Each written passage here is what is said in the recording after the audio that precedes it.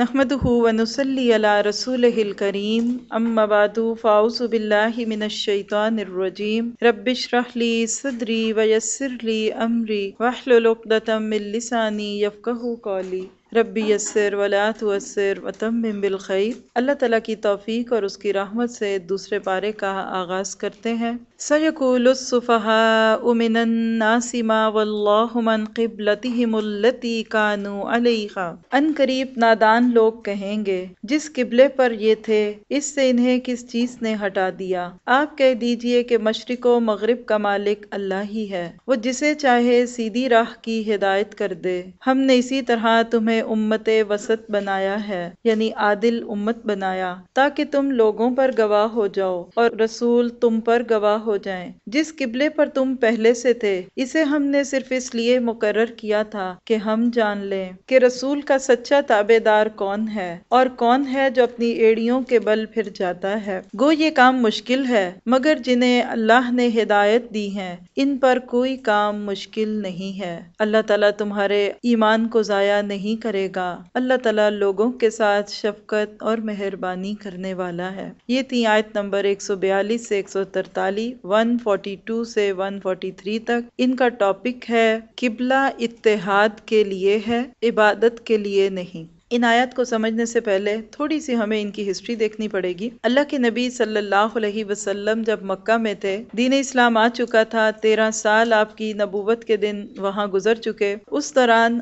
آپ جب بھی نماز ادا کرتے تھے تو آپ رکن یمانی اور حجر اسود کی جو بیچ کی دیوار ہے اس کی طرف منہ کرتے۔ اس کا نتیجہ کیا ہوتا کہ آپ کا رخ خانہ کعبہ کی طرف بھی ہوتا اور بیت المقدس کی طرف بھی ہوتا، یعنی ایک ہی طرف سے دونوں طرف ہوتے۔ اس طرح آپ کہہ سکتے ہیں کہ آپ استقبال قبلہ تعین کرتے، یعنی دونوں قبلے آپ کے سامنے ہوتے۔ بیت المقدس جو ہے یہ مدینہ کے شمال اور مکہ کے جنوبی طرف ہے۔ جب نبی صلی اللہ علیہ وسلم مدینہ ہجرت کر کے آئے تو پھر یہ چیز ممکن نہ رہی، یا تو آپ خانہ کعبہ کی طرف کرتے تو بالکل پیچھے کی طرف منہ کرنا پڑتا، اور بیت المقدس کی طرف منہ کرتے تو پھر خانہ کعبہ پیچھے ہوتا۔ اللہ تعالیٰ نے قرآن پاک میں تو یہ حکم نہیں، لیکن حدیث سے یہ حکم پتہ چل گیا کہ اللہ کے نبی نے مدینہ آنے کے بعد تقریباً 16-17 مہینے تک بیت المقدس کی طرف منہ کر کے نماز پڑھی۔ کیوں؟ اس لیے کہ آپ کی عادت مبارک یہ تھی کہ جب کوئی کام آپ کو اللہ کی طرف سے اس کی گائیڈ لائن نہ ملتی تو پچھلے انبیاء کرام کے کام کو ہی فالو کرتے، اور پچھلے انبیاء کرام میں سے کچھ لوگ جو تھے وہ بیت المقدس کی طرف منہ کر کے نماز پڑھتے تھے۔ اب آپ کا بھی دل چاہتا تھا کہ بیت اللہ کی طرف منہ کیا جائے، اور اللہ کا فیصلہ بھی یہی تھا، اور یہود کی کتابوں میں یہ بات موجود تھی کہ آخری امت جو آئے گی، جو آخری نبی ہوگا، اس کی امت بیت اللہ کی طرف منہ کر کے نماز پڑھے گی۔ چنانچہ ایک موقع پہ اللہ کے نبی صلی اللہ علیہ وسلم ظہر کی نماز پڑھا رہے تھے۔ 2 ہجری کا واقعہ ہے، یعنی ہجرت کر کے آئے ہوئے ابھی دوسرا سال تھا۔ بعض کہتے ہیں کہ رجب کا مہینہ تھا، اور بعض یعنی اس کے اندر شعبان کا مہینہ آتا ہے، کہ اس وقت یعنی رجب یا شعبان 2 ہجری میں قبلے کی تبدیلی کا حکم آیا۔ اللہ کے نبی صلی اللہ علیہ وسلم نے اپنی جگہ سے چل کر جگہ بدلی۔ ظاہر ہے کہ آپ سب سے آگے تھے، امام تھے، جب آپ جگہ بدلتے تو لوگ پیچھے ہوتے، یعنی آپ گھوم کے جہاں عورتیں تھیں وہاں مرد آگے، اور مرد جہاں تھے وہ عورتیں چلی گئیں، اور اس طرح نماز کے دوران قبلہ تبدیل ہوا۔ یہ موقع جو تھا لوگوں کو باتیں بنانے کا موقع مل گیا۔ فائدہ تو اس سے یہ ہوا کہ 16-17 مہینے تک یہود نے جب مسلمانوں کو بھی بیت المقدس کی طرف منہ کر کے نماز پڑھتے دیکھا تو ان کے دل میں ذرا نرم گوشہ پیدا ہوا، اور یہ حکمت بھی تھی کہ ایک دم مخالفت والی فضا نہیں آ گئی۔ اور ہمارے لیے عمل کی بھی یہ بات ہے کہ اگر کسی چیز میں کوئی قباحت نہ ہو، کوئی دین کی حد نہ ٹوٹے، تو خام خواہ کسی دوسرے کو چڑ دلانے والی کیفیت نہیں ہونی چاہیے۔ لیکن جب اللہ کے نبی کے ذریعے سے یہ قبلہ تبدیل ہوا تو اس وقت پھر لوگوں کو باتیں کرنے کا موقع مل گیا کہ یہ کیسا نبی ہے، کبھی ایک طرف منہ کر کے نماز پڑھتا ہے، کبھی دوسری طرف پڑھتا ہے، اور یہ تو بس ہمارے خلاف ہی باتیں ہو رہی ہیں۔ جب بیت المقدس کی طرف منہ کر کے نماز پڑھتے تھے تو کہتے آج ہمارے قبلے کو مان رہے ہیں، دیکھنا کل ہمارے دین کو بھی مان لیں گے، اور جب ان کے قبلے سے ہٹا کے بیت اللہ کی طرف منہ کیا تو پھر کہنے لگے کہ یہ کیا بات ہے، یہ ہماری چڑ میں یہ سارے کام کر رہے ہیں، اور یہ تو ہمارے مقابلے میں یہ کام کر رہے ہیں۔ تو یہاں اللہ تعالیٰ نے ان آیات میں ایک بڑا خوبصورت سبق سکھا دیا، اور وہ کیا کہ قبلے کا تعلق مظاہر عبادت سے ہے، نہ کہ حقیقت عبادت سے۔ قبلے کا مقصد لوگوں کے اندر اتحاد اور تنظیم دینا ہے، تاکہ مسلمان مختلف جگہ میں رہنے والے ایک ہی سمت میں نماز پڑھیں۔ لیکن صرف سمت کا تعلق ہے، اس سے یہ مت سوچئے کہ ہم بیت اللہ کو سجدہ کرتے ہیں، کیونکہ اس دور میں اعتراضات جو ہوئے وہ تو ہوئے ہی تھے۔ آج کے دور میں اعتراض کیا ہوتے ہیں کہ اگر ہندو بت کو سجدہ کرتا ہے پتھر کے بنے ہوئے کو، تو مسلمان بھی تو پتھر کے بنے ہوئے گھر کو سجدہ کرتے ہیں۔ تو اس کا جواب کیا ہے کہ ہم اس گھر کو سجدہ نہیں کرتے، ہم اس گھر والے کو سجدہ کرتے ہیں۔ رب ھذل بیت فلیعبدوا رب ھذل بیت، سورۃ الإعراف میں بھی یہ بات آتی ہے۔ تو یہاں اسی ری ایکشن کو، پروپیگنڈے کو ہمارے سامنے رکھا گیا۔ اصل میں قبلے کی تبدیلی امت کی تبدیلی کی سیریمنی تھی۔ اللہ کے نبی صلی اللہ علیہ وسلم کو معراج کے سفر میں ہی اس بات کا اندازہ دے دیا گیا تھا کہ اب منصب بدلنے والا ہے۔ کل تک یہودیوں کو، بنی اسرائیل کو جو منصب تھا دنیا میں اللہ کا پیغام پہنچانا، وہ ناکام ہو گئے۔ انہوں نے کتاب بدل دی، کھانے پینے میں لگ گئے اور اپنی کتابوں کو بدل دیا، لہٰذا اب اس کو امت مسلمہ کرے گی۔ اسی لیے ان آیتوں میں وَجَعَلْنَاكُمْ أُمَّةً وَسَطًا کی بات ہو گئی۔ یہ ایک ایسی آنر ہے کہ جس کے اوپر بڑی سے بڑی چیزوں کو قربان کیا جا سکتا ہے، کہ یہ امت مسلمہ بندوں اور رب کے درمیان ایک واسطہ ہے، یہ ملانے والی ہے۔ پہلے انبیاء کرام آتے تھے، ایک کے بعد دوسرا آتا تھا، اسی طرح نبوت کا پیغام، اللہ کا پیغام لوگوں تک پہنچتا رہا۔ لیکن چونکہ اللہ کے نبی صلی اللہ علیہ وسلم آخری نبی تھے، تو اب تب سے لے کے قیامت تک آنے والے لوگوں کو جو پیغام ملے گا وہ امت مسلمہ سے ملے گا۔ اتنی بڑی ذمہ داری ہمارے کندھوں پہ دی گئی اور ہم میں سے اکثر اس بات کو جانتے بھی نہیں۔ راہ چلتے 10 لوگوں کو کھڑا کر کے ذرا باتوں میں پوچھ لیجئے کہ اللہ ہم سے کیا چاہتا ہے۔ بہت بھی دین کے موڈ میں ہوں گے نا، کہیں گے جی نمازیں پڑھنا،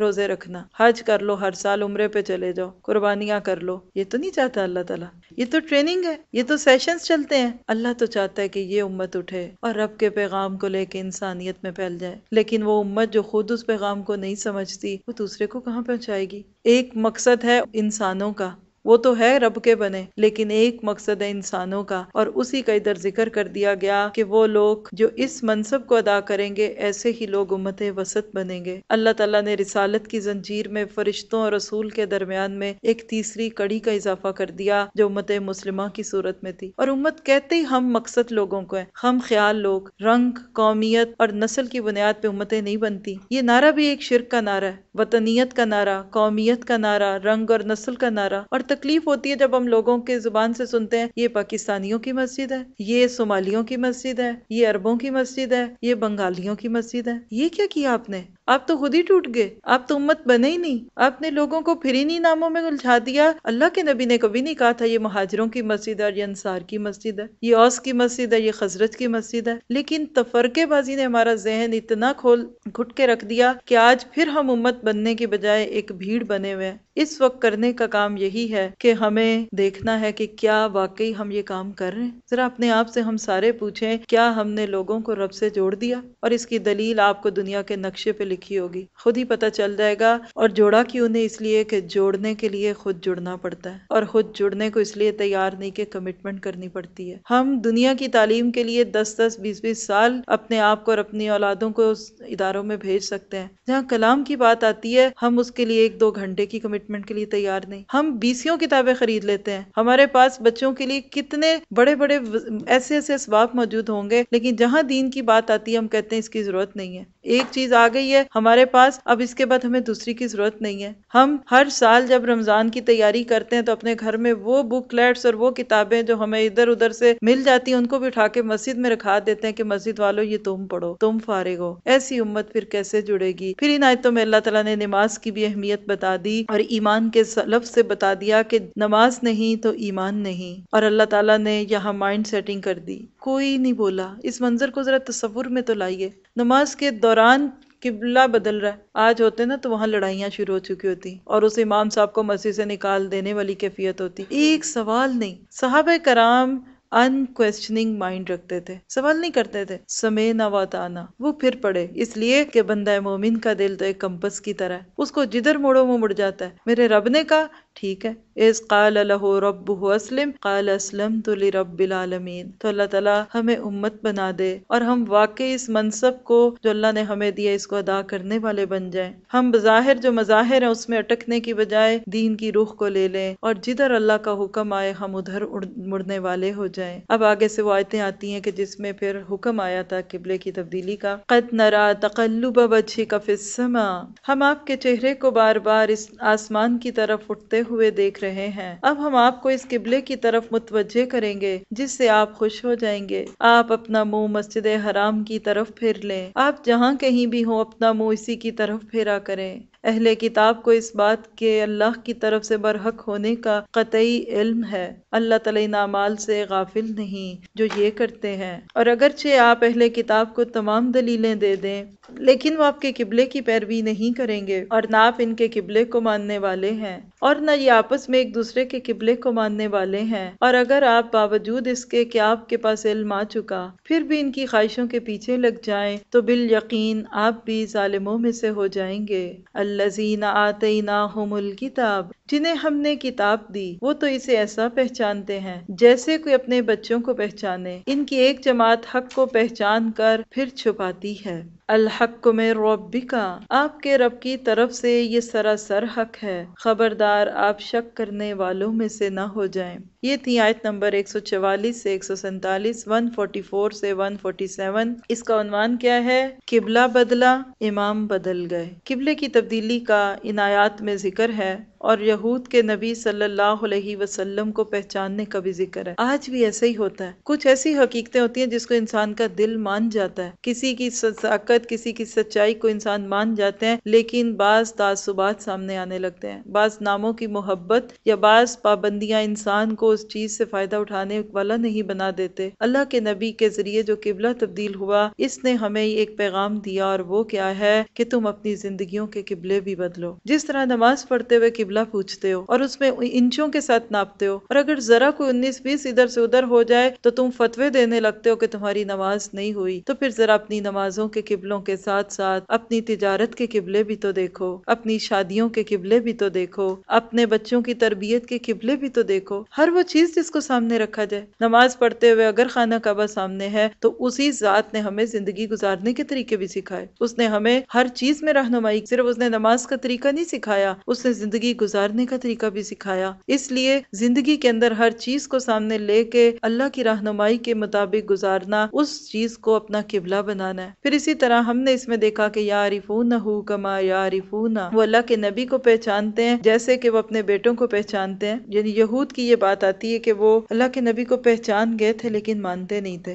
وجہ کیا ہے؟ کسی چیز کو پہچاننا اور بات ہوتی ہے اور ماننا اور بات ہے۔ کیوں کہ پہچان تو دل سے ہوتی ہے نا، اور ماننا زبان سے ہوتا ہے۔ جب دلوں میں تعصب ہوتا ہے نا تو پھر زبان سے ہم کبھی کسی بندے کی خوبی کا اقرار نہیں کرتے، صرف اس لیے کہ ہم اس کو اپنا مخالف یا اپنا دشمن سمجھتے ہیں۔ یہاں جو خوبصورت بات ہے وہ اگلی آیتوں میں آ رہی ہے، کیا وَلِكُلٍّ وِجْهَةٌ هُوَ مُوَلِّيهَا فَاسْتَبِقُوا الْخَيْرَاتِ، ہر شخص ایک نہ ایک طرف متوجہ ہو رہا ہے، تم نیکیوں کی طرف دوڑو، جہاں کہیں بھی تم ہوگے اللہ تعالیٰ تمہیں لے آئے گا، اللہ تعالیٰ ہر چیز پر قادر ہے۔ آپ جہاں سے نکلیں اپنا منہ نماز کے لیے مسجد حرام کی طرف کر لیا کریں، یہی حق ہے آپ کے رب کی طرف سے، جو کچھ تم کر رہے ہو اس سے اللہ تعالیٰ بے خبر نہیں۔ اور جس جگہ سے آپ نکلیں اپنا منہ مسجد حرام کی طرف پھیر لیں اور جہاں کہیں تم ہو اپنے چہرے اسی طرف کیا کرو تاکہ لوگوں کی کوئی حجت تم پر باقی نہ رہ جائے سوائے ان لوگوں کے جنہوں نے ان میں سے ظلم کیا۔ تم ان سے نہ ڈرو، مجھ ہی سے ڈرو تاکہ میں اپنی نعمت تم پر پوری کر دوں اور تم راہ راست کو پالو۔ کما ارسلنا فیکم رسولا، جس طرح ہم نے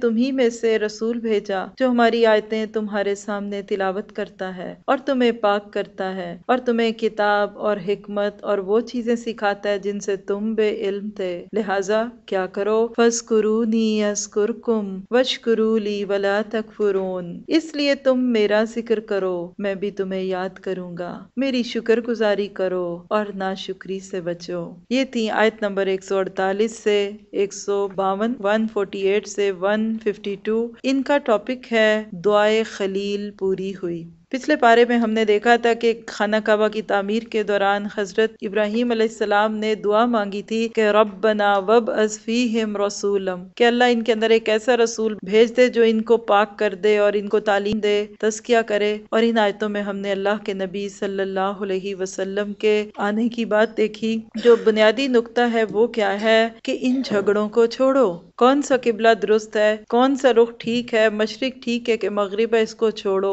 بحثوں کو چھوڑو، مباحثوں کو چھوڑو، بلکہ کیا کرو، فاستبقوا الخیرات، نیکیوں میں بھاگ لگاؤ۔ اصل مقصود یہ ہے، بھاگو، وقت ضائع نہ کرو، صرف بحثیں کرنے والا مزاج نہ بناؤ، نیکیاں کرو، اس لیے کہ جو وقت تمہارا ایک دوسرے کی مخالفت میں گزرتا ہے وہ نیکیوں میں گزرے گا تو کچھ فائدہ ہوگا۔ دیکھیے کہ جب ہمارا مقصود اللہ کی رضا ہوتی ہے نا، تو پھر ہمیں اس سے کوئی فکر نہیں ہوتی کہ کوئی کام کس مسلک کا بندہ کر رہا ہے یا کس جماعت کا کر رہا ہے یا کوئی کام کس درجے کا ہے۔ وہ کسی جگہ ممبر پہ بیٹھ کے بات کرنا ہے یا اسی ہال میں سے ٹیشو پیپرز کو اٹھا کے ڈسٹ بن میں پھینکنا ہے، وہ کام چھوٹا یا بڑا نہیں رہتا، وہ کام ہو جاتا ہے۔ کیوں کہ لا مقصود الا اللہ، میرا کوئی اور مقصود نہیں مگر اللہ کی رضا۔ جب ایک دفعہ اللہ کی ذات ہمارا مقصد حیات بن جاتی ہے نا، تو سارا زور نیکی کے مواقع سے فائدہ اٹھانے کا ہوتا ہے۔ پھر ہم کسی نیکی کو یہ کہہ کے نہیں چھوڑ دیتے کہ یہ میرے گروہ اور میرے جماعت کی نیکی نہیں ہے۔ پھر انسان اس طرح کے کام کرتا ہے کہ اپنے وقت کو استعمال کرے،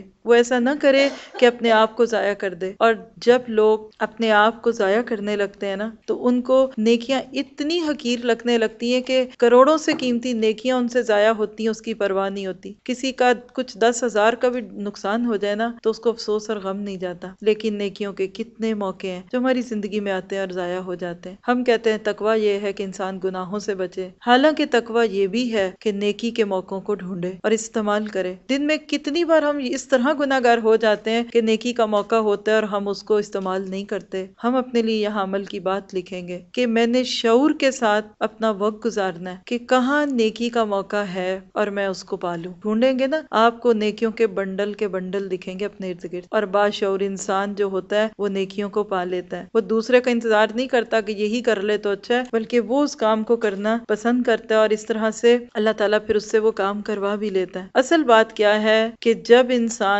قبلے کی بات کرتا ہے تو قبلے کا تعلق اللہ کے حکم سے ہے۔ گھر میں ہے تو بھی قبلے کی طرف منہ کر کے نماز پڑھنی ہے، جب باہر ہے تو بھی قبلے کی طرف منہ کر کے نماز پڑھنی ہے۔ ہمارے لیے اس میں ایک پیغام ہے کہ پھر جب تم نے نماز پڑھنی قبلے کی طرف ہے، مشرق میں ہو تو بھی قبلہ ڈھونڈتے ہو، مغرب میں آ جاتے ہو پھر قبلہ ڈھونڈتے ہو، تو پھر یہ بتاؤ کہ تمہاری باقی زندگی میں جب تم کوئی دوسرے کام کرتے ہو تو تب پھر کیوں ڈر جاتے ہو کچھ خاص جگہوں پہ؟ پھر تم اللہ کے گھروں کے اندر آ کے تو نماز پڑھ رہے ہو، وہاں تو تم مسلمان بن کے آتے ہو، اور جب ذرا تم غیر جگہوں پہ جاتے ہو تو تم کیوں بھول جاتے ہو کہ تم مسلمان ہو؟ پھر تمہیں باہر روڈز پہ نماز پڑھنی کیوں مشکل لگتی ہے؟ پھر تمہیں اپنا مسلمان ہونا ظاہر کرنا کیوں مشکل لگتا ہے؟ تمہیں تو اللہ نے سکھا دیا کہ دیکھو تمہیں میری رضا رکھنی ہے، میں راضی ہوں تو سب راضی ہیں، اور اگر میں راضی نہیں تو پھر کوئی راضی نہیں۔ ہمارا حال کیا، پکنک پہ چلے جائیں اللہ خوش ہوتا ہے؟ جاؤ دیکھو دنیا کو، فسیروا فی الارض فانظروا کیف کان عاقبۃ المکذبین، لیکن ہم نماز نہیں پڑھتے۔ لو میں سب کے سامنے پڑھوں، لوگ کیا کریں گے؟ چھٹیاں آ جاتی ہیں تو ہماری فجر چلی جاتی ہے، کیا کریں، بچوں نے کام پہ نہیں جانا تو اب فجر چھوڑ دیتے ہیں۔ یعنی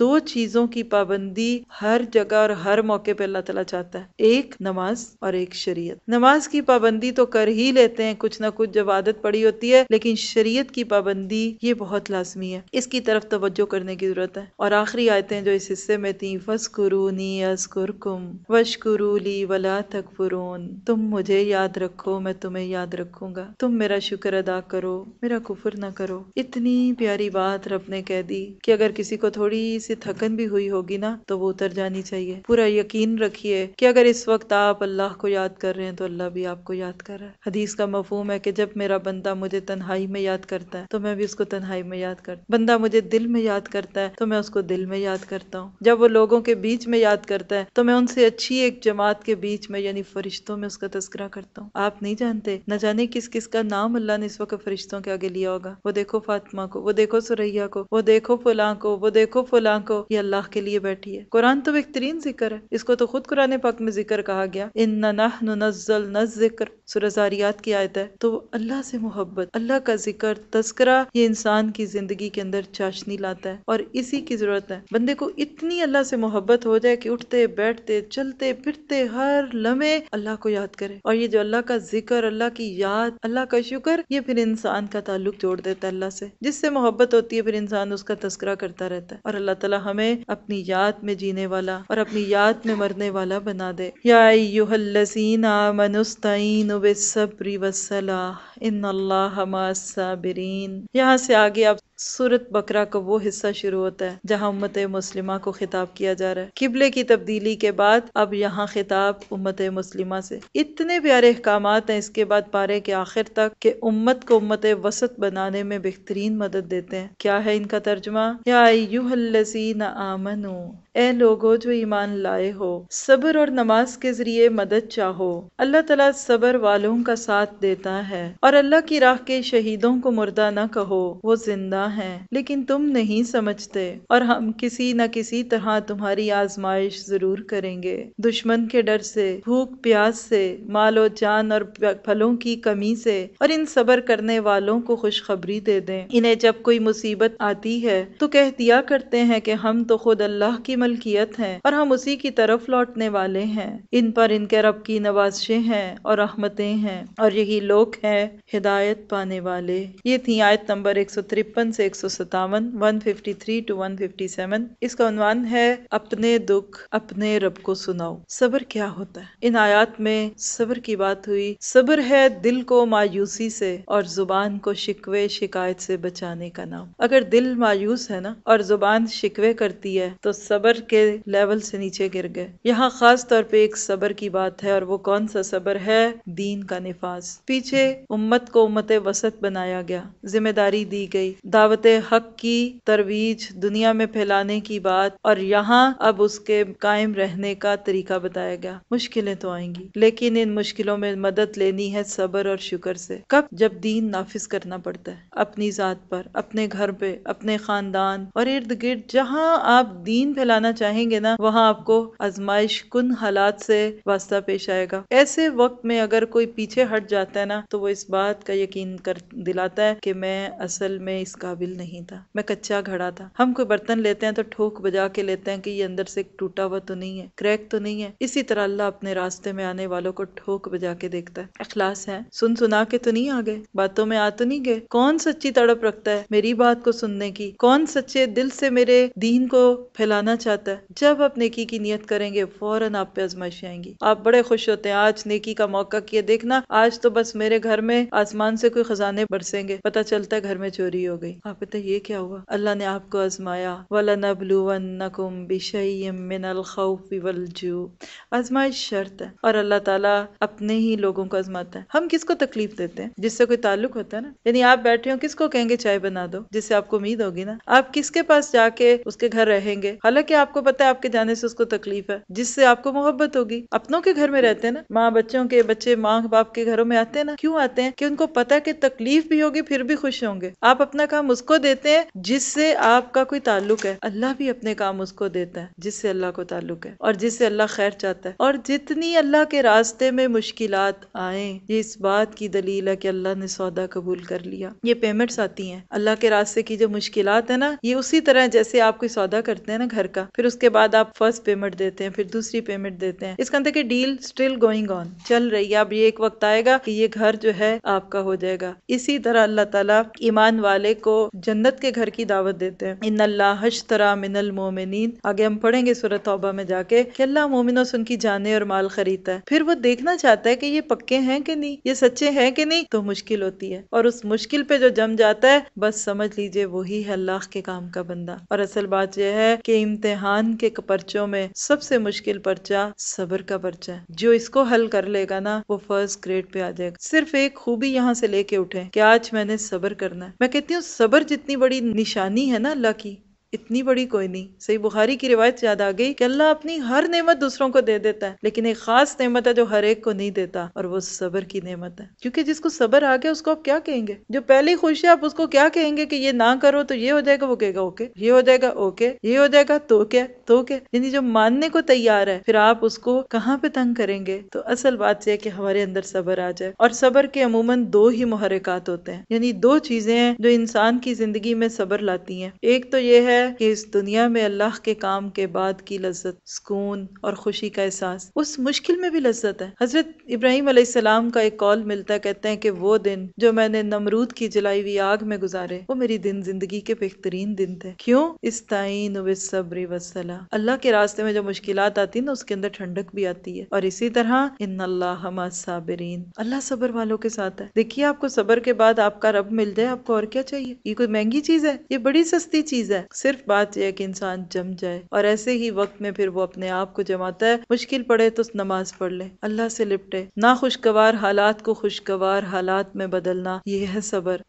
ناموافق حالات آئے، دین سے نہیں ہٹنا. بظاہر غیر اللہ کی چیزوں میں نفع دکھتا ہے، اس طرف نظر نہیں کرنی. حرام کثرت سے ہے، حلال تھوڑا ہے، اسی پہ جم جانا ہے. یہ ساری چیزیں صبر ہیں. اور جب اللہ کے کاموں کے لیے آپ نکلتے ہیں تو لوگوں کی تنقید، لوگوں کی نگاہیں، یہ آپ سے صبر کا تقاضا کرتی ہیں. اور اللہ تو اپنے راستے میں نکلنے والوں کو یہی کہتا ہے کیا کہ وہ یہیں سے پلٹ جائے جس کو جان ہو پیاری. یہ کانٹوں کا سفر ہے. یہ پھول بن جاتے ہیں کانٹے، لیکن شروع میں چند دن مشکلات میں جمنا پڑتا ہے. ایسی ہی مشکل میں پڑنے والی ایک خاتون کی کہانی جس کا تذکرہ اگلی آیتوں میں ہے. ان الصفا والمروۃ من شعائر اللہ. صفا اور مروہ اللہ کی نشانیوں میں سے ہیں، اس لیے بیت اللہ کا حج جو عمرہ کرنے والے پر ان کا طواف کر لینے میں بھی کوئی گناہ نہیں. اپنی خوشی سے بھلائی کرنے والوں کا اللہ تعالیٰ قدردان ہے اور انہیں خوب جاننے والا ہے. جو لوگ ہماری اتاری ہوئی دلیلوں اور ہدایت کی کو چھپاتے ہیں باوجود اس کے کہ ہم اسے اپنی کتاب میں لوگوں کے لیے بیان کر چکے ہیں، ان لوگوں پر اللہ کی اور تمام لعنت کرنے والوں کی لعنت ہے. مگر وہ لوگ جو توبہ کر لیں اور اصلاح کر لیں اور بیان کر دیں تو میں ان کی توبہ قبول کر لیتا ہوں، اور میں توبہ قبول کرنے والا اور رحم و کرم کرنے والا ہوں. یقیناً جو کفار اپنے کفر میں ہی مر جائیں ان پر اللہ تعالیٰ کی، فرشتوں کی اور تمام لوگوں کی لعنت ہے. خالدین فیہا، ہمیشہ رہیں گے اسی میں، اور ان سے عذاب ہلکا نہ کیا جائے گا اور نہ ان کو ڈھیل دی جائے گی. یہ تھی آیت نمبر 158 سے 162، 158 to 162. اس کا عنوان ہے صفا اور مروہ، اللہ سے محبت کی یادگاریں. حضرت ابراہیم علیہ السلام جن کا تذکرہ پچھلے پارے کے اندر ہوا، عراق میں تھے. اللہ کے حکم پہ بیوی اور بچے کو عرب میں چھوڑ دیا جہاں کچھ بھی نہیں تھا، نہ پانی تھا، نہ سبزہ تھا، نہ کوئی انسان تھا ارد گرد بسنے والا. پیاس لگی تو بی بی ہاجرہ پانی کی تلاش میں نکلی اور صفا اور مروہ نام کی دو پہاڑیوں کے بیچ میں چکر لگاتی رہی. نیچے جاتی تو بچہ نہ دکھتا تو تیزی سے بھاگتی، اوپر جاتی جب بچہ دکھتا تو ذرا آہستہ بھاگتی. اللہ کو اس ماں کی ادا اتنی پیاری لگی کہ قیامت تک کے آنے والے مردوں کو اس ایک عورت کے نقش قدم پہ چلا دیا، اور دین اسلام کی ایک بنیادی عبادت حج اور دوسری عمرہ اس کے تکمیل ہونے کی دلیل بنا دیا اس عبادت کو کہ جب تک صفا اور مروہ کے بیچ میں چکر نہ لگا لو تب تک تمہارا حج اور عمرہ پورا نہیں ہوتا. یہ کس چیز کی قدردانی ہے؟ یہ اس بات کی بات ہے کہ فَاذْكُرُونِي أَذْكُرْكُمْ وَاشْكُرُوا لِي وَلَا تَكْفُرُونَ. اور یہ اس بات کی دلیل ہے کہ جو اللہ کے راستے میں قربانیاں دیتے ہیں اللہ ان کا نام نسلوں تک رکھتا ہے. اللہ اخلاص کے ساتھ کی ہوئی کوششوں کو ضائع نہیں کرتا. یہ اصل میں تو ایک واقعہ ہے. ایک چشمہ پھوٹا تھا اسماعیل کی ایڑیوں سے. اللہ نے اصل میں یہاں بتا دیا کہ وہ اپنے بندوں کے ساتھ کیسے معاملہ کرتا ہے. اللہ کا کوئی بندہ اگر اللہ کی راہ میں بڑھتے ہوئے اس حد تک چلا جائے کہ اس کے قدموں کے نیچے ریگستان اور بیابان کے سوا کچھ نہ رہے تو اللہ اپنی قدرت سے ریگستان میں اس کے لیے رزق کے چشمے جاری کر دیتا ہے. اور حج اور عمرے میں صفا اور مروہ کی سعی بندے کو یہی بات یاد دلاتی ہے. لیکن کتنے لوگ ہیں جو اس شعور سے صفا مروہ کی سعی کرتے ہیں؟ اس وقت تو ایک ہی غم ہوتا ہے، ایک چکر ہو گیا اب دوسرا ہو گیا. روح سے خالی کیوں ہے یہ باتیں؟ اس لیے کہ ہم نے محبت کی ان یادگاروں کو دیکھا ہی نہیں. اللہ کے نبی کی زندگی میں آپ کی تعلیمات میں اتنی واضح نشانیاں تھیں کہ ہر بندہ کہہ سکتا تھا کہ یہ اللہ کا کلام ہے، لیکن وہ لوگ جو پہلے سے مذہب کی گدیوں پہ بیٹھے تھے، علماء یہود کے طور پہ، انہوں نے آپ کا اقرار نہیں کیا۔ اندیشہ تھا کہ اگر اللہ کے نبی کو نبی مان لیا تو ہماری مذہبی پڑھائی ختم ہو جائے گی، ہماری جمی ہوئی تجارتیں ختم ہو جائیں گی، اور انہوں نے اپنی کامیابی کیا سمجھی کہ اس پیغام کو چھپا لو۔ اسی پہ اللہ تعالیٰ نے پھر آیت 159 میں ڈانٹ دیا کہ جس نے ہدایت کو آنے کے بعد چھپا لیا، پھر وہ جان لے کہ اس کا ٹھکانہ کیا ہوگا۔ حضرت ابو ہریرہ رضی اللہ تعالیٰ عنہ کہا کرتے تھے، اگر قرآن پاک میں 2 آیتیں نہ ہوتی تو میں کسی کو کوئی حدیث نہ بتاتا، کیونکہ اتنی ذمہ داری کی بات ہے، میں کبھی نہ بتاتا۔ انہی میں سے ایک آیت 159 تھی، ان الذین یکتمون ما انزلنا من البینات۔ اہل علم کی ذمہ داری ہے، حق پہنچائیے، ادھر ادھر کی باتیں نہ پہنچائیے، اپنی پسند کے فتوے اور اپنی پسند کے مسئلے مت بتائیے لوگوں کو۔ ایسا رب ہم سب کو بھی دعوت دیتا ہے۔ اللہ نے اگر اپنی رحمتیں حضرت ہاجرہ پہ اور اسماعیل پہ کی تو آج بھی رب کی رحمتوں کا دروازہ کھلا ہے، جو بندہ جہاں جاتا ہے وہاں سے پلٹ آئے۔ آخر میں آپ دیکھ رہے ہیں کہ توبہ کا ذکر ہے، کیا ہوا اگر غلطی کر لی، جب ہوش آئی پلٹ آؤ، لوٹ آؤ۔ اللہ چاہتا ہے کہ جو بندہ لوٹ آئے، اللہ تعالیٰ پھر اس کے لیے اپنی رحمتوں کے دروازے کھول دیتا ہے۔ ایسے ہی لوگ پھر اللہ کے راستے میں قربانیاں کرنا آسان سمجھتے ہیں، لیکن اللہ کے لیے قربانی کون کرے گا؟ جس کو اللہ کی معرفت ہوگی۔ اور اللہ کی معرفت کیسے ہوتی ہے، اس کا تذکرہ اب اگلی آیت میں ہم دیکھیں گے۔ قرآن پاک کی ان اہم آیات میں سے کہ ایک ہی آیت میں بہت ساری نشانیوں کا ذکر ہے۔ اس پچھلے حصے میں اگر آپ صفا اور مروہ کو ہائی لائٹ کر لیں تو یہ ہے نشانیاں۔ صفا اور مروہ 2 نشانیاں بن گئیں، اللہ کی توحید کی اور اللہ کے حکم پہ ایک عورت کے قربانی دینے کی۔ دیکھتے ہیں ان فی خلق السماوات والارض، بلکہ اس سے پیچھے کی آیت جی، وَإِلَٰهُكُمْ إِلَٰهٌ وَاحِدٌ، تم سب کا معبود ایک ہی معبود ہے، اس کے سوا کوئی معبود برحق نہیں، وہ بہت رحم کرنے والا اور بڑا مہربان ہے۔ ان فی خلق السماوات والارض واختلاف اللیل والنہار، آسمانوں اور زمین کی پیدائش، رات اور دن کا ہیر پھیر، کشتیوں کا لوگوں کو نفع دینے والی چیزوں کو لیے ہوئے سمندروں میں چلنا، آسمان سے پانی اتار کر مردہ زمین کو زندہ کرنا، پھر اس میں ہر قسم کے جانوروں کو پھیلا دینا، ہواؤں کے رخ بدلنا اور بادل جو آسمان اور زمین کے درمیان مسخر ہیں، ان میں عقل مندوں کے لیے قدرت الہی کی نشانیاں ہیں۔ یہ تھی آیت نمبر 163 اور 164، 163 اور 164۔ ان کا عنوان ہے کائنات، اللہ تعالیٰ کا عظیم الشان تعارف۔ یہ اللہ کا تعارف ہے۔ اللہ تعالیٰ نے اس دنیا کو بنایا، جس رب نے ہمیں قوانین قدرت دیے۔ آپ دیکھیے کہ سورج، چاند، ستارے سب انسان کی خدمت کر رہے ہیں نا، اور ہر ایک بالکل ویسے ہی ہے جیسا اس کو ہونا چاہیے۔ سچ ہے کہ جھوٹ؟ سورج کی کتنی ہیٹ ہوتی ہے جتنی ہم برداشت کر سکیں، رات دن، گرمی سردی قابل برداشت ہے نا۔ یہ کائنات ہمیں ایک پیغام دے رہی ہے، اور وہ کیا کہ جس رب نے اتنے پیارے قانون اس کائنات میں بنا دیے کہ جو سراسر انسان کے فائدے کے ہیں، تو کیا وہ قرآن کے اندر ایسے قوانین دے گا جو انسان کے لیے ناقابل برداشت ہو؟ اس سے آگے سورت کا وہ حصہ شروع ہو رہا ہے جس میں کچھ احکامات بھی ہیں، کچھ ایسی باتیں ہیں جس پہ لوگ ناسمجھی کی وجہ سے تنقید کرتے ہیں۔ تو اللہ تعالیٰ نے یہاں کائنات کا تعارف کرا کے اپنی معرفت دی کہ پہچانو تو صحیح، آنکھیں تو کھولو، تمہیں رب دکھے گا۔ کیسے سورج اور چاند اتنے بڑے ہونے کے باوجود اس کے حکم کے آگے بندھے ہوئے ہیں، تم کیوں نہیں بنتے؟ تم کیوں سر کھینچتے ہو؟ تم کیوں سرکش بنتے ہو؟ وہ تو جھکے ہوئے ہیں۔ اور اگر دیکھیں تو اس کائنات کی ایک ایک چیز بول بول کے بتاتی ہے کہ کوئی ہے جو ہم کو بنا رہا ہے۔ اس میں رات کے آنے اور جانے کا تذکرہ کہ کیسے اللہ تعالیٰ نے اس کائنات کے اندر رات اور دن کو رکھا۔ یہاں کا ایک ہی خطہ، وہاں دیر ہے، اس کے تھوڑے گھنٹے دور روشنی ہے۔ یہ کیا ہے؟ واختلاف اللیل والنہار۔ ہم کیا سیکھیں گے اس نشانی سے کہ رات کے بعد جیسے دن آتا ہے نا، تو تمہارے غموں کے بعد بھی روشنی آئے گی، تمہارے غم بھی دور ہوں گے، تمہاری غموں کی رات بھی ٹلے گی۔ یہ بہتے ہوئے پانی سکھاتے ہیں کہ تم نان سٹاپ قسم کی نیکیاں کرتے جاؤ۔ یہ زمین سکھاتی ہے کہ دیکھو میں بچھی ہوئی ہوں، تم بھی عاجز بن جاؤ۔ منو ٹنو ہم وزن ڈالتے ہیں زمین پہ، کبھی نہیں چیختی، کبھی کریک نہیں ہوتی، کبھی شور نہیں مچاتی۔ اور ہمیں اگر 4 کتابیں اٹھا کے چلنا پڑے، ہم کہتے ہیں بڑا بوجھ ہے، بڑا وزن ہے۔ ہم کہاں چلتے؟ بادل دن رات چلتے رہتے ہیں، اور ہم اللہ کے راستے میں چلتے چلتے تھک جاتے ہیں کہ ہم کیسے کریں۔ یہ کائنات ایک خاموش کتاب ہے جو بول بول کے سکھا رہی ہے، ہوائیں بنو، انسانیت کو نفع دو، رحمتوں کی بارش بنو، اور اس زمین کے اوپر اللہ کی توحید کی اور اللہ کی معرفت کی نشانیاں چھوڑتے جاؤ۔ اللہ تعالی ہمیں اپنی معرفت دے دے۔